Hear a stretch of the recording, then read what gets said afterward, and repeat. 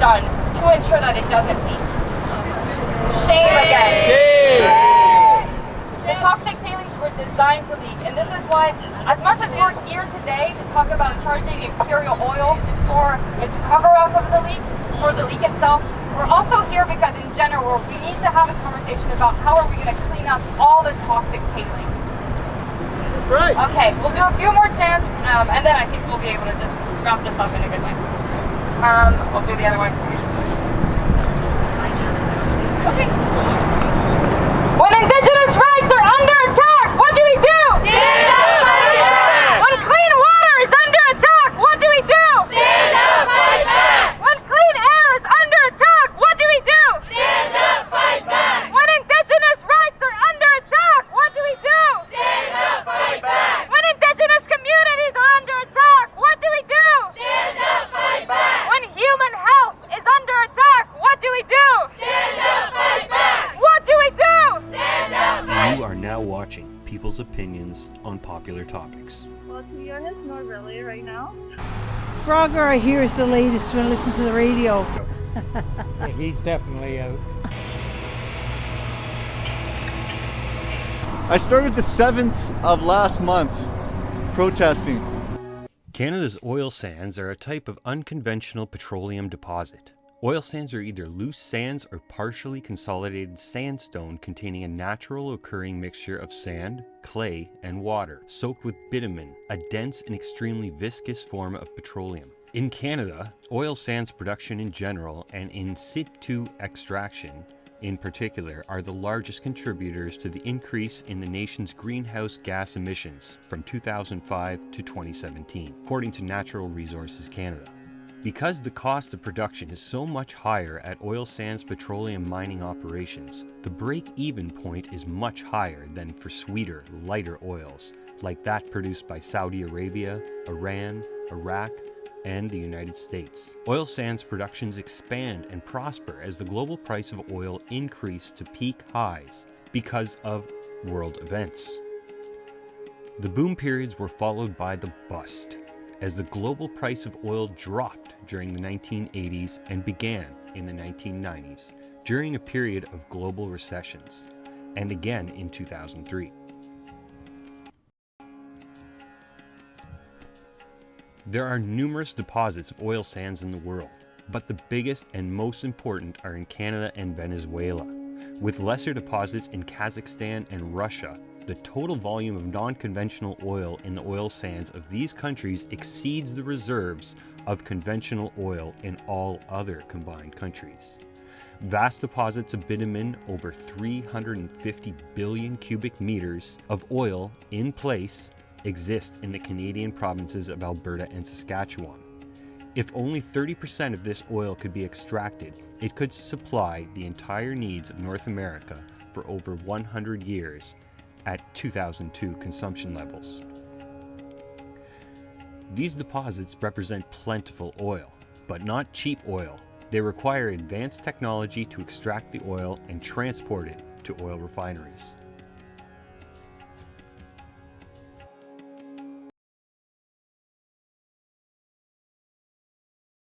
This orange-brown industrial wastewater containing arsenic, dissolved iron, and sulfate has been seeping out of an oil sands tailing pond since May. We take these leaks very seriously. It's near the Athabasca Chippewan First Nation, but the community only learned about it 9 months later, and only after a second leak from the same project, when an environmental protection order was issued.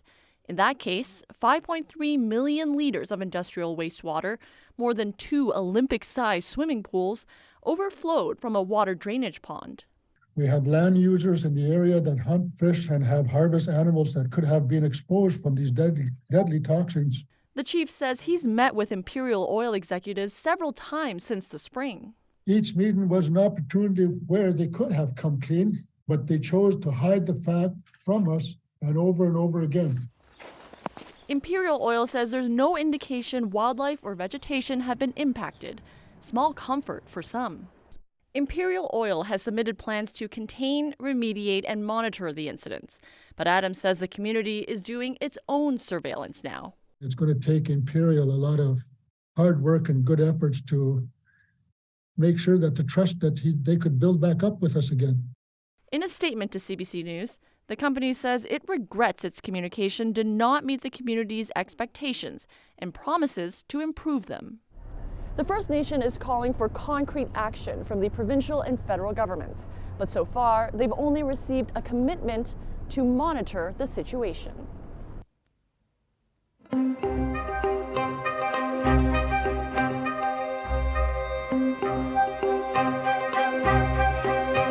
Do you want me to hold that? Yeah. Okay.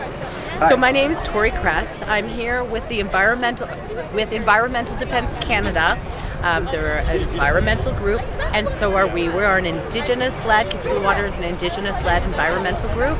We work out of Treaty 8 territory, and we work to protect all the living things relying on clean water in the Arctic Ocean drainage basin. Well, we're not limited to that territory. That's where Keepers of the Water was born. We were an organization born on the land under the guidance of Indigenous elders and knowledge keepers. What do we do? Stand up, fight back! Hey, hey! Ho, ho! All the way around. Ho, ho! Hey, hey! Imperial Oil's got to pay! Ho, ho! Hey, hey! Imperial. So I was here to show solidarity with the Indigenous nations that have been impacted by Imperial Oil's toxic spill from their facility in the tar sands, and I'm also here to demand that the federal government hold accountable Imperial Oil, because the federal government has a responsibility towards the Indigenous people that have been impacted.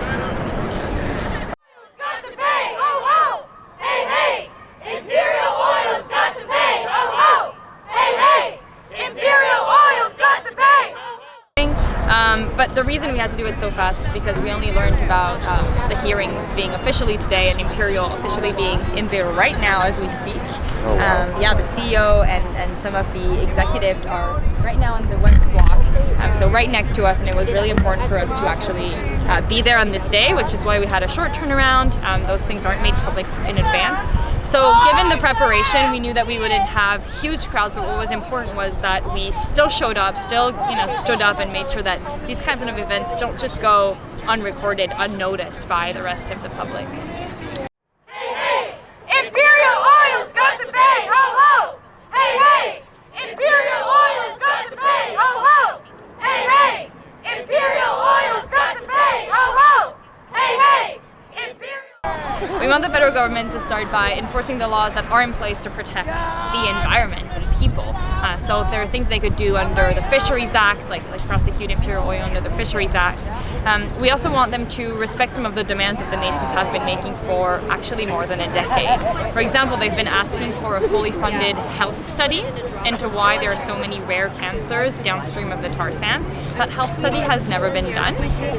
They want a federally funded one to make sure that it's independent of any interference by industry or others, and that request hasn't been obliged, and so there's really that issue of health. We also want to make sure that we don't just continue expanding the problem, and that's where the expansion of the tar sands comes into play. We don't want any new tar sand project, a new mine, an expansion of an existing mine to be approved until we can actually know whether or not it's safe for the Indigenous communities downstream, and right now it's not looking like it.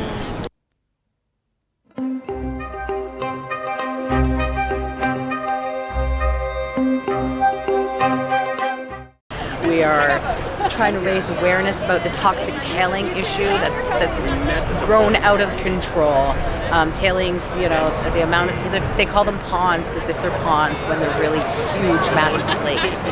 That take you a long time to drive by. So that's what all these water issues affecting Indigenous people downstream from the tar sands really is how Keepers of the Water was born. Indigenous people downstream have these extreme high rates of very rare cancers, and they're demanding health studies. And we're just trying to, nothing's changed since the ducks landed. Everybody remembers those iconic pictures from when the ducks landed, and we just want the world to give a shit about Indigenous people as much as they did about those ducks.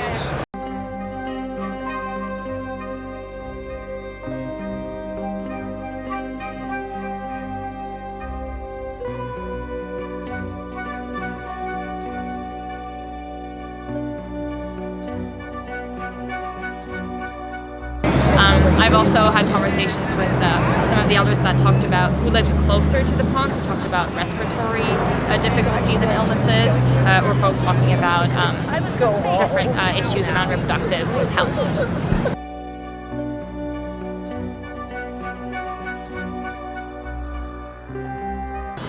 You know, we started out in front of the Wellington building, which was initially where the hearings were supposed to take place, and that's why we had chosen this location. They changed the location of the hearings a few days ago, and so knowing that, we decided to kind of walk up and also make sure we were in front of the place where it was actually happening. It was good to have crowds of folks that we didn't know, folks that just had heard about the rally, had heard about the leak, and thought it was important for them to show up. We had a few people that weren't even sure of all the details of the leak and wanted us to actually came to learn, and so that was really important for us because we do this in two parts, for accountability but also for awareness, because we want to start that conversation about what's happening far up north in the tar sands. So overall it was a short rally, a lot of energy, a lot of good visuals that folks brought with them, which was really appreciated, banners that they had made themselves, and I think overall a good start to the process of Canadians waking up to what's really happening in the tar sands. And do you want to tell me how the rally went today? It went spectacular. You know, we really had very little time to organize this. Personally, if I was organizing a rally, I like to start 8 weeks in advance, and we really pulled this off in 4 weeks planning. And I'm pretty thrilled. Like, I was really excited to see the Raging Grannies. They're always so clever and creative, and you know, there's a lot of like-minded people that showed up here, and I'm really happy about that. So, you know.